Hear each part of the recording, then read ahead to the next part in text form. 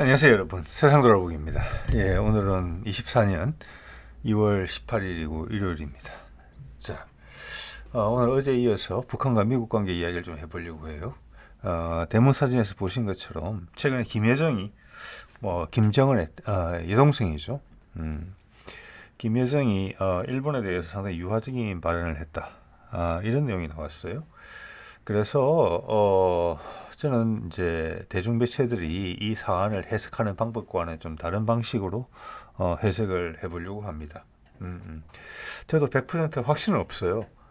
그렇지만 대중 매체가 해석하는 것보다는 낫다. 예. 제가 왜 그렇게 생각하는지 한번 말씀을 드려보겠습니다. 예. 자, 이런 이제 기사가 나왔죠. 연합뉴스 기사인데 며칠 전에 나온 겁니다. 한국, 북한, 형제국 쿠바와 전격 수교. 우리가 이제 쿠바와 수교를 했다는 거예요. 그래서 북이 이제 고립이 심화될 듯 이렇게 내용을 뽑았어요. 자, 이것은 제가 보기에는 김여정이 그런 말을 할 수도 있다. 또 남한의 많은 지금 우리나라의 많은 언론들이 이야기를 하잖아요. 김여정이 김정은의 딸에게 권력 투쟁에서 밀렸다.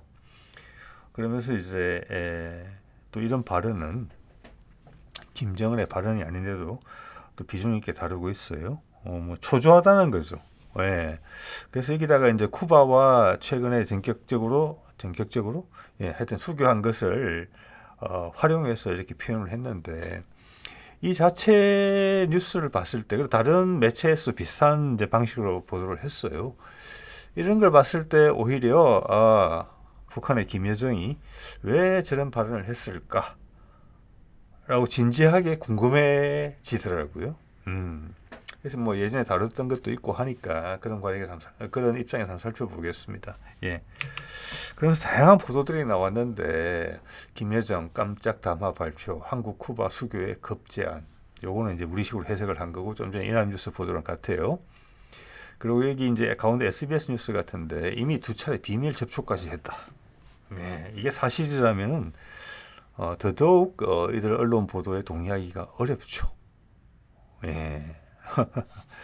그리고 세 번째, 3대째 이어온 형제국의 배신, 갑자기 일본 떠보는 북한. 이런 류의 기사들 제가 검색하니까 쭉 떠더라고요, 한꺼번에. 그런데 이런 언론의 호들갑과는 달리 이게 언론들이 이 지금 2개 방송사 아까 연합뉴스까지 치면은 3개 방송사인데 어떻게 같은 취지의 이야기를 할 수 있느냐? 우리는 이런 데 대한 정보가 국민들한테 제한돼 있죠. 언론사도 자기들이 직접 취재하고 북한에 방문하고 이럴 수 없죠. 예. 그러면 이것도 정부 요체에서 내려온 것을 확대 생산하는 것이다. 이렇게밖에 볼 수 없어요. 왜냐하면 기사의 패턴이 다 똑같기 때문에. 예. 그런데 정작 대통령실의 반응을 보면 상당히 뭐랄까 이런 언론들의 보도에 비하자면은 몸이 건조할 정도예요. 뭐라고 그랬느냐? 대통령실 한 쿠바 수교 의료 문화 등 기대 효과. 이거는 우리가 수출할 수 있겠다. 이런 이야기인 것 같은데. 자, 이런 서로 상이한 정부와 언론의 입장들 그리고 또 북한의 입장 포함해서 이걸 어떻게 설명을 해야 될까? 이유는 간단할 거잖아요. 뭔가 목적이 있다면. 자, 한번 말씀을 드려보겠습니다. 예. 자, 이거는 제가 위키피디아에서 클릭 한번 해서 찾은 정보입니다. 현재 북한의 수교국이에요. 예, 여기 보시면은 제가 빨간 동그라미 해놓은 데가 쿠바입니다. 예, 그 옆에가 도미니카 공화국이고, 자, 도미니카 공화국도 북한과 수교국이고, 멕시코도 북한과 수교국이에요.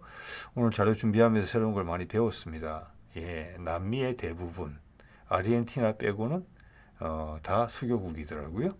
그리고 중미도 몇 개 국가 빼고는 다 수교국이고, 그리고 쿠바와 도미니카 공화국 밑에 있는 섬나라들도 다 수교국이고, 호주도 수교국이더라고요. 인도네시아 수교국이고 말레이시아는 아닌 것 같아요.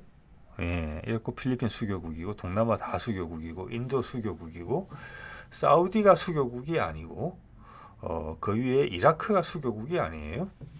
그리고 지금 한창 전쟁을 하고 있는 우크라이나가 유럽에서는 드물게 수교국이 아니고 또 프랑스가 수교국이 아니에요. 영국 수교국, 포르투갈 수교국, 스페인 수교국, 그리고 북유럽에 있는 노르웨이, 핀란드, 스웨덴 모두 다 수교국.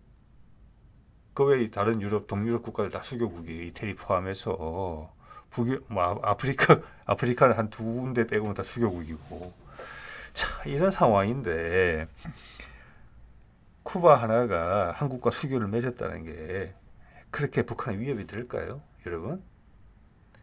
그래도 제가 10분 양보해서 그게 위협이 된다고 생각을 하려고 노력을 한다면 쿠바가 북한과의 외교 관계를 끊고 한국과 수교했다.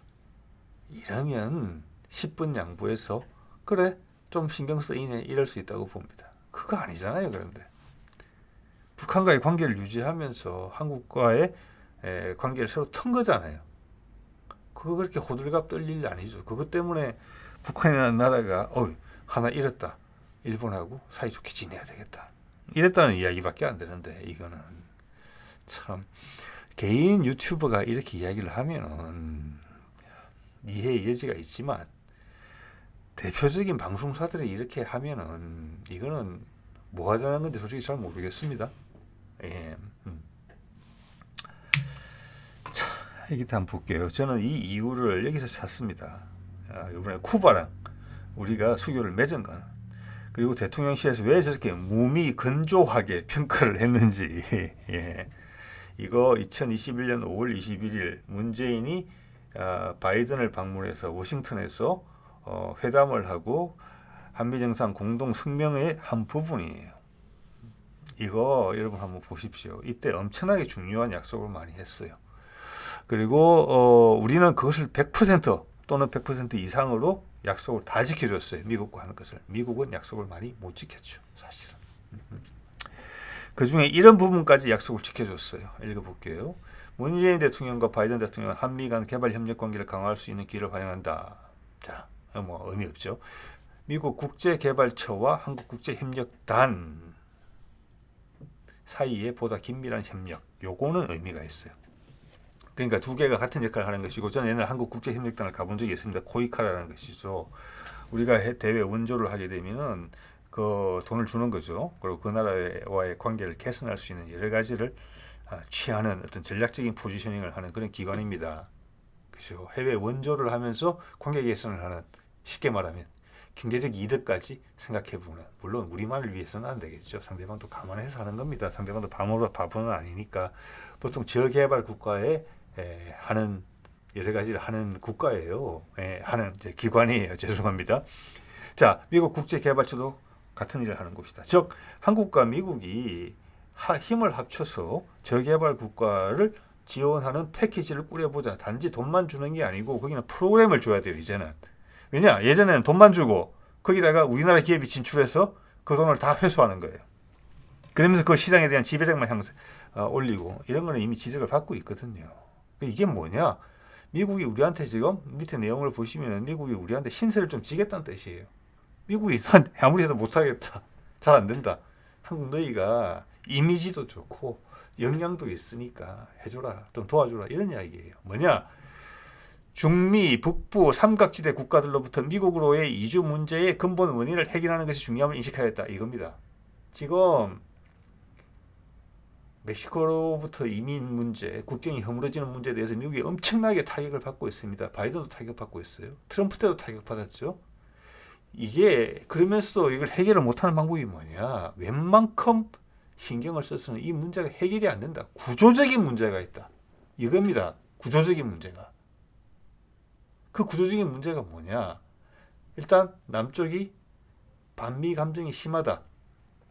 그리고 미국이 여러 가지 정치 행보를 통해서 그 국가들로부터 반감을 사고 있다. 그리고 정치, 경제적으로 엄청나게 불안정해져 있다. 거기에 미국이 가가지고 돈 좀 뿌리면서 이렇게 하자라고 모범 답안을 제시하면은 콧방귀도 안 낀다. 그리고 정정이 불안하고 경제가 불안하니까 미국을 싫어하지만 많은 사람들이 미국으로 이민을 온다. 마약 문제와 함께. 거기에 섞여서 이상한 애들도 엄청나게 많이 들어온다. 이겁니다. 즉 그것은 뭐냐? 이 해결책은 근본적인 해결책은 뭐냐? 그 중남미에 있는 특히 중미 지역에 있는 국가들을 안정시켜야 된다. 그 모델을 제시해야 된다. 근데 미국 말은 믿지 않는다. 그럼 미국은 자신도 없다. 여기에 한국이 좀 도와달라. 이런 이야기예요. 이게 뭐라고 되어 있습니까? 이를 위해 한국은 2021년, 24년간 금년 포함이죠. 중미 북부 삼각지대 국가와의 개발 협력에 대한 재정적 기여를 2.2억 불로 증가시킬 것을 약속했다. 또한 미국은 라틴 아메리카 카리브해 지역 내 국가들과 디지털 녹색 협력 등 협력을 확대한다는 한국의 이니셔티브를 환영하였다. 이겁니다. 미국의 뒷동네가 엄청나게 골치 아픈데 내가 한국이 해줄게. 우리 딴 데서 성공했고 동남아 같은 데서 우리를 많이 모범으로 삼고자 해. 세계적으로. 그 추세는 계속 이어지고 있죠. 그거를 미국이 부탁했다는 겁니다. 해석하자면. 그리고 우리가 그걸 받아줬다는 거예요. 내가 너 진짜 골치 아픈 문제 하나 해결해 줄게. 이러면서 큰 딜이 있었던 거죠. 당연히 큰 딜은 북미 종전선언에 관련된 딜입니다. 예. 자, 그래서 그들 국가들과의 관계 개선을 위해서 많은 노력이 있었을 거예요. 한 나라와 국교를 수립하는 데 있어서 한 번에 말장난으로 되는 거 아니라고 봅니다. 뭔가를 많이 보여줘야 되고 그 나라가 진짜 우리나라랑 수교를 하면 도움이 되겠다는 생각이 들어야 하는 거거든요. 그래서 그 결과가, 그 중에 대표적인 결과가 쿠바로 나타났다. 대표적인 반미 국가인 쿠바가 그랬기 때문에 다른 중미 그리고 카리브해 국가에 많은 영향을 줄 수 있겠다. 그렇지만 다시 한번 말씀드리지만 쿠바가 이렇게 하는 데 대해서 북한에 대해서 조금 미안한 생각은 들겠지만 이것 때문에 두 나라 사이가 원수지간으로 돌변한다. 이거는 절대 아니다. 북한에도 충분히 설명했을 가능성이 크다. 그리고 지금 시점에서 북한은 이 점에 대해서 충분히 이해한다. 신경 쓰지 말고 잘해라. 남한이 우리보다 잘 살고 잘하는 부분도 많다. 이렇게 이야기했을 공산이 크다고 보는 거예요. 그래서 대통령실에서 상당히 무미건조한 답변이 나왔다. 언론 왜 저런지 모르겠습니다. 무슨 이유가 있겠죠. 예. 자, 그 다음은 북한이 왜 일본에게 관계 개선, 일본에게 유화적인 제스처를 보냈느냐. 아베가, 죄송합니다. 기시다가 북한을 올 수도 있다. 와도 된다. 이런 이야기를 했는데 제가 기억으로 일본과 북한의 경제 협력이 좀 부각됐던 것은 고이즈미 총리 있을 때 좀 그랬던 것 같아요. 네. 그 이후로 이런 넉넉한 발언이 북한에서 나온 것은 처음 보는 것 같습니다. 예. 그래서 이 뜻은 왜 그럴까? 이걸 한번 생각해 봐야 되겠죠. 좀 전에 이제 쿠바랑 수교 문제는 제 입장에서 설명을 드려봤으니까 판단은 여러분이 하시면 될 것 같습니다만은 이겁니다. 자, 예전에 나오던 기사들인데 21년에 그때 북한하고 트럼프 시절에 북한하고 트럼프 간에 종전선언의 합의의 문턱까지 갔었죠. 그때 나왔던 국내의 기사들이에요. 트럼프도 아베가 막았는데 일반대에 더 멀어지는 종전선언. 일본이 종전선언 시기상조라고 말했다. 사실상 반대했다. 그러면서 헌신적으로 미국을 위해 왔는데 북미 종전선언이라는 그 거대한 일을 하면서 일본을 배제했다.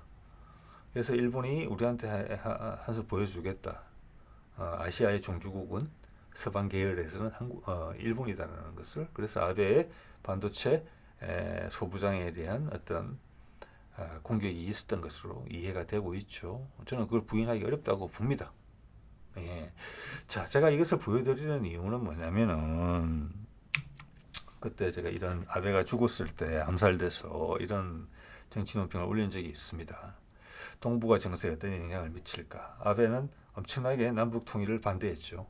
종전선언을 반대했죠. 남북 통일로 간의 전제가 종전선언입니다. 북미 간에. 일본이 이걸 반대하는 이유는 명확해요. 자, 자기 스스로 안다는 거예요. 일본 스스로. 한국과의 관계가 안 좋다는 것을. 그래서 한국이 한반도가 강성해지는 것을 무조건 막아야 된다. 그리고 당시만 하더라도 박근혜 정부, 지금 윤석열 정부도 그런 색채를 좀 가지고 있죠.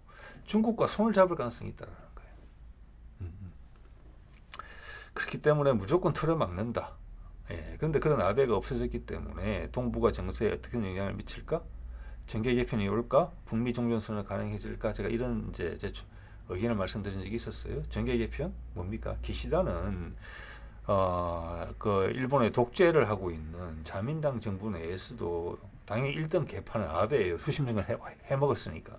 2등 개파도 아니고 3, 4등 개파밖에 안 돼요. 그걸 누가 선택했느냐? 미국이 선택한 거죠. 즉 미국이 없으면 지금 기시다는 서 있을 수 없어요.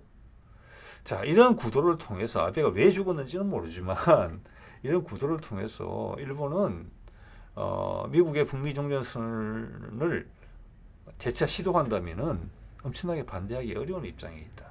그렇지만 정서적으로 국민들의 이론이라는 부분이 있기 때문에 상당히 신중한 입장을 취할 것이다.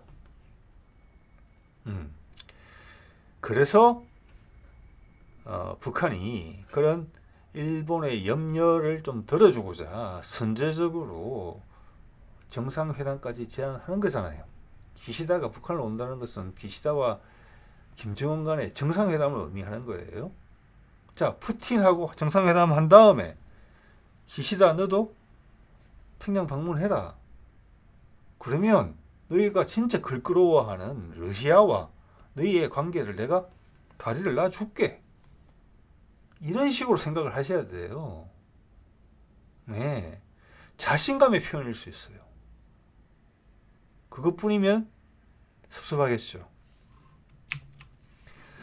어제도 말씀드렸습니다만 기시다가 우리 총선 날 국빈 대우로 미국을 가요. 네, 그러면서 한미일 공조에 대해서 협의한다. 저는 그걸 뻥이라고 생각한다는 거죠. 예. 자, 저때 국빈 대우까지 하면서 초청하는 것은 바이든이 기시다한테 좀 어려운 부탁을 하려고 한다. 이렇게 해석할 수 있는 여지가 있다는 말씀을 드렸어요.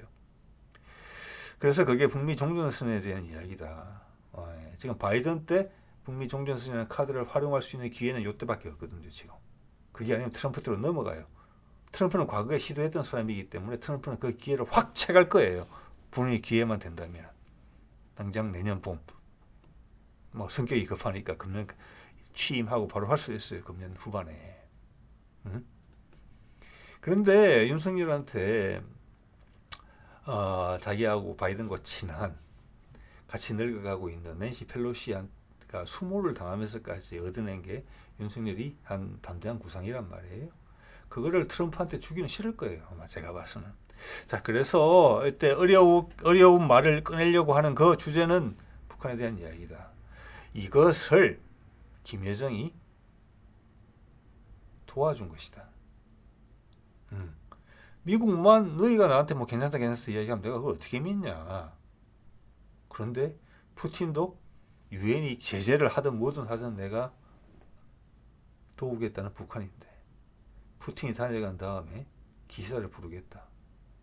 이거는 군사적, 경제적으로 엄청나게 큰 메시지가 있는 거예요. 그러면 이 메시지를 미국의 메시지하고 미국이 기시다한테 던지려는 메시지하고 전혀 의기짱이 난다면은 김여정이 이 말 안 했을 겁니다. 그죠? 코드가 맞는다는 거예요. 지금 그래서 제가 제목에 북한과 바이든이 지금 코드가 맞아요. 이 순간만큼은 기시다를 달래는 거예요. 너희가 팍팍거리면서 아베처럼 하지 마라. 새로운 장이 열린다. 같이 나눠 먹을 수 있는 파이가 커진다. 남북한 연합군이 일본 공격 안 한다. 걱정하지 마라.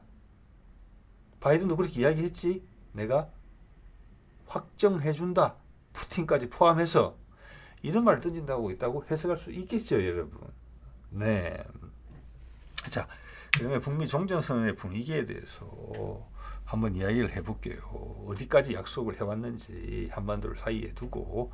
자, 이거는 예전에 지금도 있는지는 모르겠어요. 세종연구소에 있는 백학순 통일전략연구실의 연구원이 낸 보고서에 있는 내용입니다. 거짓말은 아니겠죠? 학자가 적은 글이니까. 자, 이것은 북한의 비핵화를 전제로 미국과 북한이 회담을 한 내용들을 좀 전에 말씀드린 보고서에서 정리한 내용이에요. 자, 92년부터 시작됐다. 저때는 미국이 엄청나게 힘이 짱짱할 때고 북한은 그 와중에 흉년이 들고 전 세계 미국 위주의 미국을 이제 선두로 한 전 세계 무역 제재, 금융 제재 이런 걸 받아서 고난의 행군에서 한 2, 3만 명이 굶어 죽는 그런 과정을 거치면서 협상을 한 거예요. 시기가 92년에 뭐 김영순 아놀드 뉴욕 회담이 있었고 94년에 제네바 북미 합의 이때 다 1년에 수십만씩 굶어 죽을 때예요. 2000년 10월 북미 공동 커뮤니케. 예, 북한은 미국은 그렇게 압박을 하면서 북한을 압박했고 북한은 핵무기를 계속 개발하면서 저 전투를 이어나간 거예요. 회담 이면으로. 우리가 이제 한국 전쟁 때도 보면은 휴전 회담을 할 때 가장 치열한 전투가 벌어진 것처럼 그때도 그랬던 거예요. 자, 2005년 9월 6자 회담 이제 좀 익숙한 단어들이 나오죠. 9.19 공동성명, 2013년 66제2, 그리고 2018년 6월 김정은의 싱가포르 북미 정상회담과 싱가포르 북미 공동성명이었다. 이때는 트럼프 때죠. 자, 이 과정을 통해서 북한은 나라가 망가질 뻔했어요. 사실은 300만 명이 굶어 죽었으니까 수많은 탈북인들이 발생했죠. 예. 여러 군데서 노렸겠죠. 스스로 굴러오겠다. 자, 그걸 극복해냈고 이제는 저 때보다 훨씬 좋은 협상 포지션에 있고 미국은 그 사이 약해졌고 중국은 엄청나게 부상했고 러시아는 회복을 해서 우크라이나에서 미국의 콧대를 단단히 꺾어놨죠. 예. 자, 미국이 예전 같지 않으니까 불안해진 이스라엘이 작업을 해서 가자 전쟁이 발생한 거잖아요. 어떻게 보면은. 자, 거기에 대해서 어쩔 수 없이 끌려가면서 지원을 하게 되는 이런 보기 좀 안 된 그런 장면이 연출되면서 미국한테는 전 세계 또 여론이 그게 또 등을 돌리는 이런 심각한 미국의 위신 추락이 지금 발생하고 있잖아요. 자, 이런 상황에서 지금 다시 북미 종전 협상이라는 카드가 다시 부상을 한 거죠. 푸틴까지 평양을 오면서 그걸 강하게 밀어붙이고 있잖아요. 그러면서 그 주인공은 미국이 될 수 있게, 바이든이 될 수 있게. 왜? 바이든은 11월 선거에서 절대 트럼프한테 지기 싫게 만드는 거죠. 왜? 트럼프 희한한 대통령이다 하고 자기가 대통령이 됐는데 4년 만에 다시 연임을 못하고 다시 트럼프가 된다는 것은 처절한 정치적 패배거든요. 예. 자, 그런 상황이기 때문에 지금 많이 다른 겁니다. 자, 그때 북한이 어떤 카드를 제시했느냐. 예? 이것은 저때 제시했던 시기보다 지금 돌이켜보면 미국한테 훨씬 더 매력적인 그런 제안이에요. 이거 아직 살아있을 거라고 봅니다. 이 제안은 뭐냐 이겁니다. 이 협상의 과정에서 92년부터 시작된 그 협상의 과정에서 트럼프까지 이어졌으니까 뭐 협상을 도대체 몇 년이나 한 겁니까? 예. 지금으로 보자면 30년째 협상하고 있는 거예요. 북한은 핵무기를 만들지 않겠다는 것. 저거는 이제 물 건너갔죠. 그 이후에 핵무기를 개발해 버렸으니까. 예. 그래서 북한의 협상력은 더 강해진 부분이 있습니다. 미국을 타격할 수 있는 수단을 가지게 됐으니까. 예, 비교해 보십시오. 예, 저게 없을 때도 협상을 했었어요. 개발하겠다라는 것 갖고만 가지고도 협상을 했고 이란도 마찬가지예요. 개발하겠다는 것만 갖고도 협상했죠. 트럼프가 차고 나왔죠. 그렇기 때문에 이란도 지금 핵무기를 가지고 있을 거라고 보는 겁니다. 핵무기 기술은 더 이상 그게 지금 70년이 넘은 기술이에요. 누구나 원하면 다 만들 수 있는 기술이라고 봐야 됩니다. 이게 핵심은 뭐냐? 주한 미군이 반복적 성격을 띠지 않는다면은 그것의 주둔을 비공식적으로 용인하겠다는 입장을 취했다. 예. 즉 북미 간에 종전선언을 해서 북미 간에 수교를 한단 말이에요. 그러면 평화협정을 맺는 거잖아요. 그러면 남한에 있는 유엔군이라는 것의 존재 가치가 없어지는 거예요. 왜? 유엔군은 지금 북한을 적으로 규정할 때 존재할 수 있는 존재거든요. 그래서 북미 평화선언을 맺으면 종전선언을 맺으면 유엔군의 존재 가치가 없어지는 거예요. 그러면은 지금 한 3만 명 가량에 달하는 남한에 있는 미군의 존재 이유가 없어지는 거예요. 집에 가야 되는 거예요. 저 때는 이미 통일을 전제하지는 않았어요. 북한이 살기 위해서 했을 때니까 남한과의 교류 이런 거 생각도 안 할 때예요. 그냥 난 살아야 되겠다. 미국의 압박에서 벗어나야 되겠다. 그 정도 생각 밖에 안 할 때예요. 자, 그런데도 미군의 남한 주둔을 인정하겠다. 이거는 두 가지가 있어요. 하나는 우리한테 좀 부끄러운 이야기지만 미국이 군사적으로 남한을 당연히 90년대까지는 그랬죠. 남한을 자기의 영역하에 두는 힘의 지배라는 부분이 있다. 일본처럼. 그것을 인정하는 부분이고, 또 협상이 계속 이어졌기 때문에 2010몇 년까지 트럼프 때까지 이어졌고 지금도 하고 있기 때문에 지금의 관점에서 보면 제가 좀 전에 말씀드린 관점은 많이 약해졌을 거예요. 한국의 국방력이 엄청나게 세졌기 때문에. 두 번째 관점은 뭐냐. 부상하고 있는 중국을 견제하는 용도로 주한미군을 써도 된다. 북한에 적대적이지만 않다면 철천지 원수지간이었잖아요. 이거는 엄청나게 큰 양보예요. 이런 고리를 북한이 남겨뒀기 때문에 문재인 때 북미 종전선언을 하면서 우리 국방력을 크게 키우면서 한반도를 지키는 힘이라는 표현을 썼어요. 그래서 문재인은 원했지만 시진핑과의 만남이 한 번도 안 이루어진 이유라고 생각하는 겁니다. 그렇게 됐으면은 한반도 전체가 이제는 한반도 소통 이야기가 나오는 거잖아요. 어쨌거나 발전하고 있는 거예요. 북한만 살겠다 해서 이제는 남북 소통 이야기까지 나왔고 이번에 푸틴이 옴으로써 남북 소통 문제는 엄청나게 더 강조됐죠. 그 사이에 경제가 엄청나게 어려워졌죠. 자, 1990 몇 년대 클린턴이 있을 때 2000년대 초반 부시 주니어 있을 때보다 미국 경제는 참혹해졌습니다. 세계 경제가 참혹해졌죠. 대안이 필요해요. 자, 그 어느 때보다 북미 종전선언의 기대 요건이 올라갔다. 이걸 알 수 있는 거예요. 자, 그런 측면에서 김여정이 한 이야기는 너희들이 올라타라. 우리가 너를 일부러 적대적으로 하지 않겠다. 같이 파일을 나눠 먹자. 주인공은 우리가 되겠지만 이런 이야기를 하는 거예요. 자, 문재인은 여기서 한 발 더 나갔죠. 그 전까지만 하더라도 한국군은 육군만 충분히 보강시켜 공군과 해군은 미국이 해줄게 했던 부분에 대해서 미국을 설득해냈다는 거죠. 미국은 너희 많이 약해졌잖아. 한반도 소통 이렇게 하게 해주면은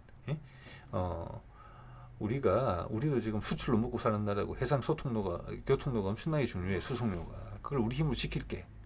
너희도 그게 원하는 거 아니야? 트럼프가 항상 울부짖었죠. 그러면서 드라이브를 걸었죠. 거기에 아베가 엄청나게 위기를 느꼈겠죠. 저 역할을 일본이 해야 되는데 왜 한국이 가져가나? 자, 그러면서 전시작전 통제권 달라고 계속 이야기했죠. 계속 쫄랐으면 아마 됐을 거예요. 시간이 좀 더 있었으면. 자, 그렇게 되고 나면은 주한미군은 전력적인 의미가 아니고 어떻게 보면 우리의 볼모처럼 되는 거예요. 그것을 유야무야 되는 거예요. 그 주한미군의 의미가 약해지는 거예요. 왜? 한국군의 군사력이 강해지면서 작전 통제권을 우리가 가지면 되니까. 물론 우리 대통령이 우리 군을 마음대로 쓰면 끝이에요. 그렇지만 미국과 그렇게 관계를 하기 싫다는 거예요. 제대로 한번 해보자. 너랑 합의하에 이 일을 부드럽게 하고 싶다. 우리는 오랫동안 동맹으로 남을 거니까. 그래서 제대로 된 동맹 이야기가 나온 겁니다.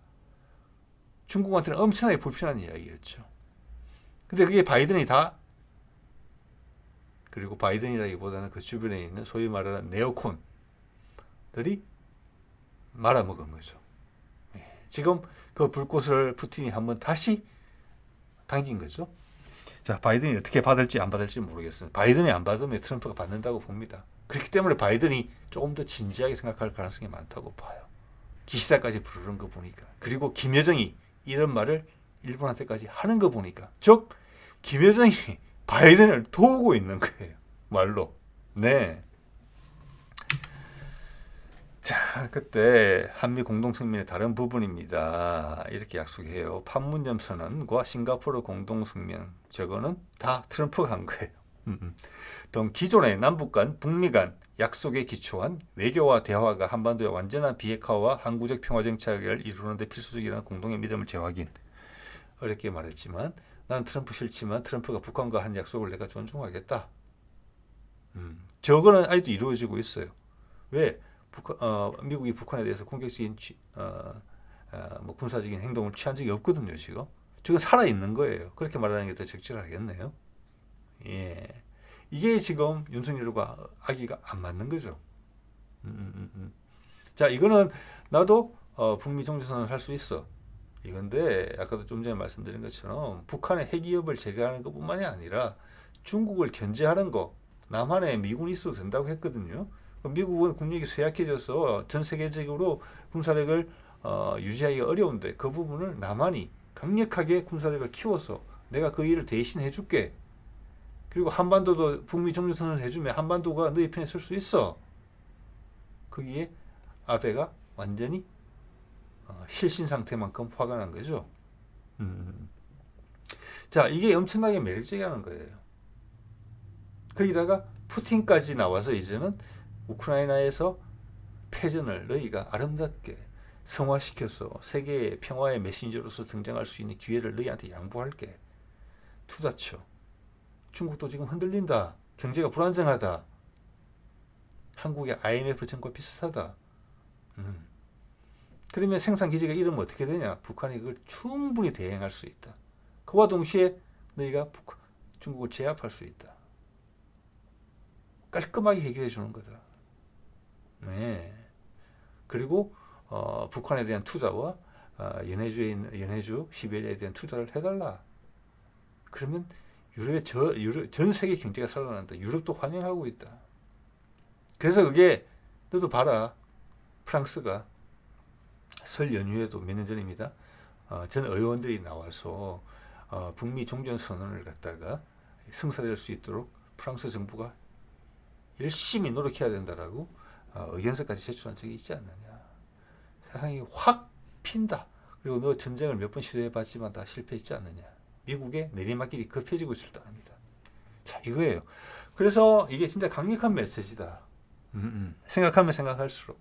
그래서 김여정과 드디어 바이든이 손까지 마주잡는 상황이 나왔다. 이거는 시간 좀 지나면 파악될 거라고 봅니다. 예. 자, 문제는 이제 이 양반인데, 기시다는 저게 큰 저항 못할 거라고 봅니다. 그리고 할 때, 기시다가 언짢아지기 전에 지금 김여정이 이야기를 했잖아요. 기시다가 북한 갈 수도 있다고 봅니다, 저는. 그러면 정말 고립되는 게 이 사진 속 이 남자예요. 예. 게다가 바이든이 야, 너 22년 8월에 한 그 담대한 구상 실행해 주길 바라네. 한국에도 정말 좋은 일이야. 전 세계가 원하고 있어. 푸틴과 내가 원하고 있어. 중국은 어버버 하겠죠. 기시다는 이거 진짜 아닌 것 같은데 어떡하지 할 때 북한이 손을 내밀어 준 거예요. 이렇게. 그 정도 제안을 해주면은 기시다 네가 너희 여론을 좀 무마시켜. 부드럽게 옮겨 탈 수 있게. 그렇게 해주는 거거든요. 지금. 미국만 그런 이야기를 하는 게 아니라 북한 당사자가 그렇게 하고 푸틴이라는 위협도 내가 제거해 줄게. 나랑 손잡으면 푸틴가 손잡는 거야. 기시다야. 그 정도 재료를 주면 너가 뭔가를 만들어내야지. 윤석열이 어떻게 하느냐. 여기서 어떤 큰 위험 요소가 있다. 예, 이런 말씀을 드리는 거죠, 지금. 자, 오늘 이 정도 하겠습니다. 네.